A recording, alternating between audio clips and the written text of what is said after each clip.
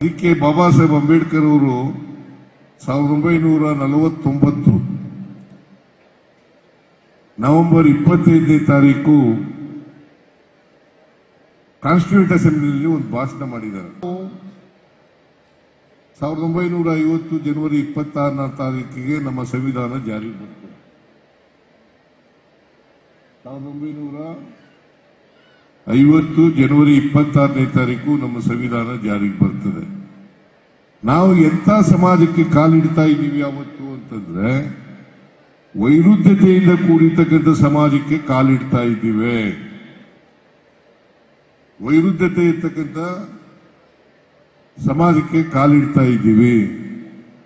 ಈ ವೈರುಧ್ಯತೆ ಹೋಗ್ಬೇಕಾದ್ರೆ ಪ್ರತಿಯೊಬ್ಬರಿಗೂ ಕೂಡ ವ್ಯವಸ್ಥೆಯ ಪರಿಣಾಮವಾಗಿ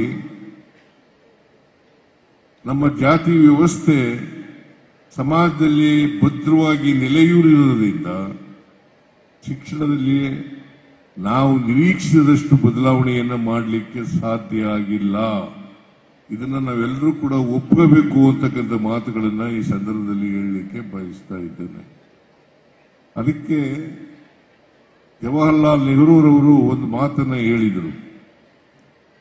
ಈ ತರಗತಿಗಳಿದ್ದಾವಲ್ಲ, ತರಗತಿನಲ್ಲೇ ಭವಿಷ್ಯ ರೂಪಿತ ಆಗ್ತಕ್ಕಂಥದ್ದು, ಕ್ಲಾಸ್ ರೂಮ್ಸ್ನಲ್ಲೇ ಭವಿಷ್ಯ ರೂಪಿತ ಆಗ್ತಕ್ಕಂಥದ್ದು.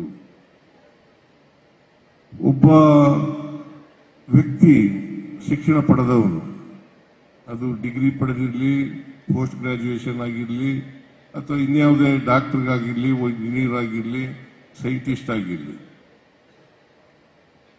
ನಾವು ಎಂಥ ಶಿಕ್ಷಣವನ್ನು ಪಡ್ಕೋಬೇಕು ಅಂತಕ್ಕಂಥ ವಿಚಾರವನ್ನು ಮಾಡಬೇಕಾಗ್ತದೆ. ಅದಕ್ಕೆ ನಮ್ಮ ಸಂವಿಧಾನದಲ್ಲಿ, ಬಾಬಾ ಸಾಹೇಬರು ಕೊಟ್ಟಿರ್ತಕ್ಕಂಥ ಸಂವಿಧಾನದಲ್ಲಿ ಆರ್ಟಿಕಲ್ 51 ಕ್ಲಾಸ್ 1, ಆರ್ಟಿಕಲ್ 51 ಕ್ಲಾಸ್ 1 ಬಹಳ ಸ್ಪಷ್ಟವಾಗಿ ಹೇಳ್ತದೆ, ನಮಗೆ ಎಂಥ ಶಿಕ್ಷಣ ಸಿಗಬೇಕು ಅಂತಕ್ಕಂಥ ಒಬ್ಬ ವ್ಯಕ್ತಿ ಜವಾಬ್ದಾರಿಯುತವಾಗಿ ನಡ್ಕೊಳ್ಬೇಕಾದ್ರೆ, ಆ ವ್ಯಕ್ತಿಯ ವಿಕಾಸ ಆಗಬೇಕಾದ್ರೆ ಎಂಥ ಶಿಕ್ಷಣ ಸಿಗಬೇಕು ಅಂತಕ್ಕಂಥದನ್ನ ಬಹಳ ಸ್ಪಷ್ಟವಾಗಿ ಹೇಳ್ತದೆ. ವೈಜ್ಞಾನಿಕವಾದಂಥ, ವೈಚಾರಿಕವಾದಂಥ ಶಿಕ್ಷಣ ಸಿಗಬೇಕು, ಇದು ಬಹಳ ಸ್ಪಷ್ಟವಾಗಿ ಇರ್ತಕ್ಕಂಥದ್ದು. ನಮ್ಮ ಹೇಳಿ ಕೇಳಿ ನಮ್ಮ ಸಾಮಾಜಿಕ ವ್ಯವಸ್ಥೆ ಇದೆಯಲ್ಲ, ಜಾತಿ ವ್ಯವಸ್ಥೆ